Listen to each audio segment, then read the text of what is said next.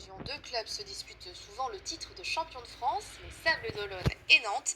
À Rezé, on retrouve Fanny Borius et Elodie Berthe qui ont assisté au final ce week-end. Regardez.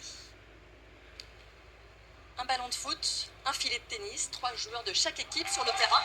Bienvenue au championnat de France de footnet, autrement dit du tennis ballon. Deux équipes de la région se sont hissées en finale, les Sables d'Olonne et Nantes. Reportage au cœur de ce derby. Des retrouvailles en finale, presque un classique pour les Sables et Nantes qui se partagent le titre de champion de France de footnet depuis 11 ans. On a peut-être à cœur de les retrouver donc après leur match, histoire de se venger un petit peu et de retrouver notre titre. On en est à 6 de champion de France et le 7e n'a jamais été fait encore. Donc ça donne une motivation supplémentaire aujourd'hui. On voit cette finale comme un très très beau match à jouer parce qu'on sait que ça va être disputé. Ils ont très envie de remporter un titre, ça fait très longtemps qu'ils n'ont pas réussi.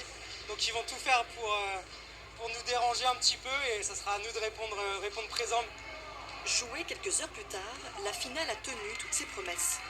Les Sables ont d'abord mis la pression en remportant le premier set avant que Nantes ne reprenne les 2 sets suivants.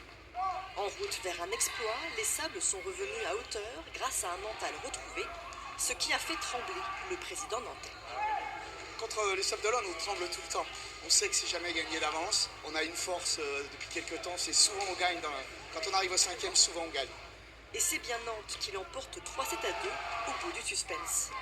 Une victoire dans l'adversité, signature d'un club nantais désormais sextuple champion de France, dont 5 titres consécutifs.